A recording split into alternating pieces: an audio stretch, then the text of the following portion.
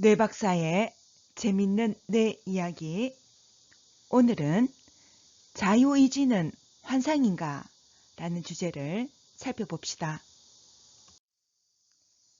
지난 시간에 살펴본 소설 변신의 주인공은 정신병 앓고 있는 강도에게 머리 간통 당해서 의식을 잃었는데요. 그 상태에서 누군가의 뇌를 이식받고 인격 변화를 겪게 됐어요. 사실 그 누군가의 뇌는 경악스럽게도 자기 머리에 총을 쏜 그 강도의 뇌였어요. 이 소설은 뇌 이식과 정체성, 자유의지, 나아가 존재론적 의미를 제기했어요. 우리는 이 가운데서 자유의지 문제를 살펴봅시다.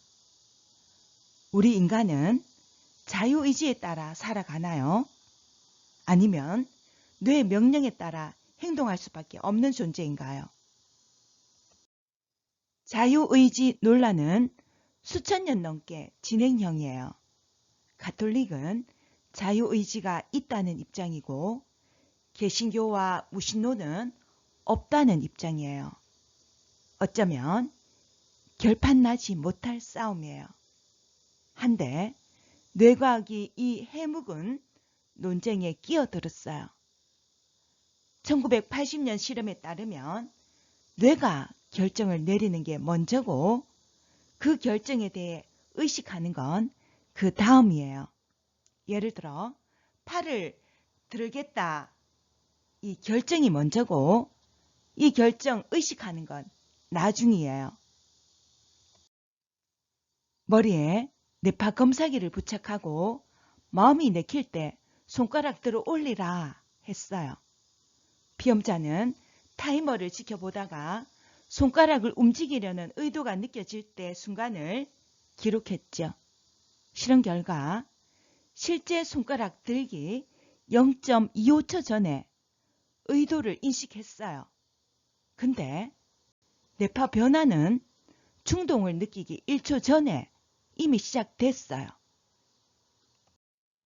2008년 네이처에는 더 놀라운 결과가 실렸어요. 뇌파보다 훨씬 해상도가 높은 fMRI를 사용했어요.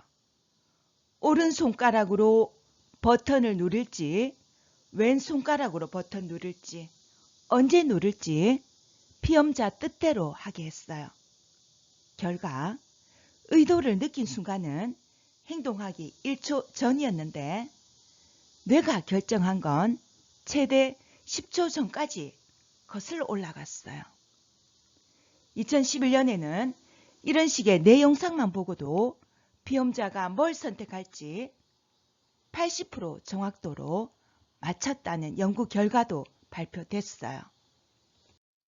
여러분, 이 실험들이 얘기하는 건 뭘까요?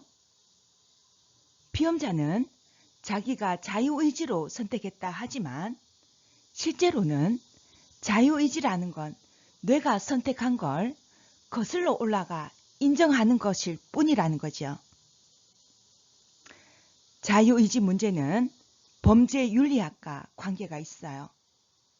범죄자 처벌하는 건 그가 자유의지 갖고 있다는 걸 전제로 하잖아요. 이글먼은 책 인코그니토에서 반전을 보이는 예를 소개하고 있어요. 1966년 어느 날 찰스 휘트먼 이 청년이 텍사스대 타워에 올라가서 무차별 총격을 가했어요. 13명을 죽이고 사살됐어요. 그날 새벽 이미 어머니와 아내를 살해했어요.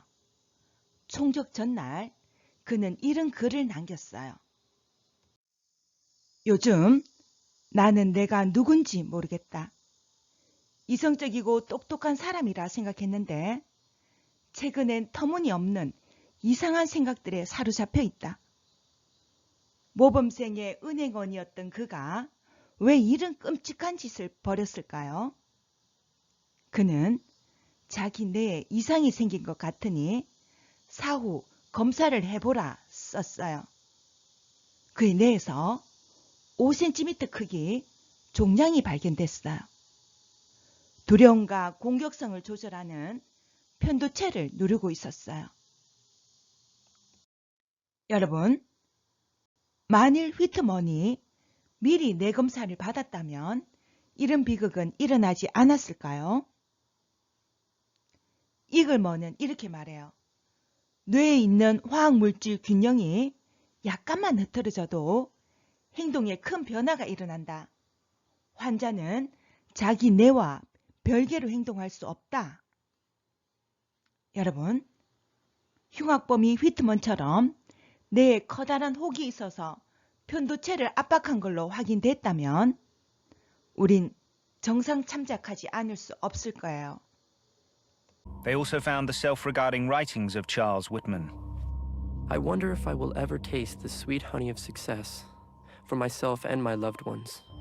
As I look back over my past few adult years, they seem so wasted. Will I ever accomplish anything I set forth to do? At the top of one page, he had written, "I never could make it. These thoughts are too much for me." It was dated the day of the massacre. In one of his lengthy notes, Whitman asked that an autopsy be carried out. He was convinced that something was physically wrong with him. As it turned out, he was right. Pathologists discovered that he had a brain tumor. It was determined that he had a glioblastoma multiforme, which is a later stage, virulent, aggressive, malignant tumor. And they said that that tumor was adjacent and involving a structure called the amygdala. And it's not uncommon for people with tumors of the amygdala to have rage episodes or rage attacks. One of the symptoms of this type of tumor is hypergraphia, an uncontrollable urge to write. I don't quite know what compels me to write this letter. I don't really understand myself these days. He felt very strongly that he just had to write. And although it may have been incriminating, he couldn't control it. He just had to put it on paper. 휘트먼이 말기 악성 종양을 갖고 있었다는 내용이었습니다.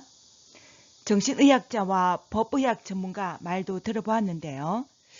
그 부위의 종양을 가진 사람들은 분노로 인해 공격하는 일은 드문 일이 아니다, 이런 말을 전했고, 이 부위의 종양 증상에는 통제할 수 없는 글쓰기에 대한 충동도 있다라는 내용이었습니다. 흉악범이 휘트먼처럼 뇌에 혹이 있어서 편도체를 압박한 걸로 확인됐다. 그러면 우린 정상 참작하지 않을 수 없을 거예요. 근데 문제는 흉악범 상당수가 유전적으로 그런 짓할 성향이 높다, 이런 결과가 많이 나오고 있다는 거예요. 단순히 해부학적으로 뇌 이상이 없더라도 유전적인 이유로 호르몬 분비 이상으로 범죄 충동을 억제하지 못한 결과라는 거죠. 이글먼은 말해요. 범죄자는 다른 식으로는 행동할 수 없었던 사람으로 접근해야 한다. 그는 프랑스 작가 몽테뉴를 끌어들이며 우리가 자신에 대해 알려는 노력은 헛수고다 라고 했어요. 의식은 주어진 현실을 거의 통제하지 못한다 덧붙였죠. 여러분, 어떻게 생각하시나요? 우리 안의 삶과 밖으로 드러나는 행동은 생물학적 혼합물에 의해 조정될까요? 자유의지는 과연 환상일까요?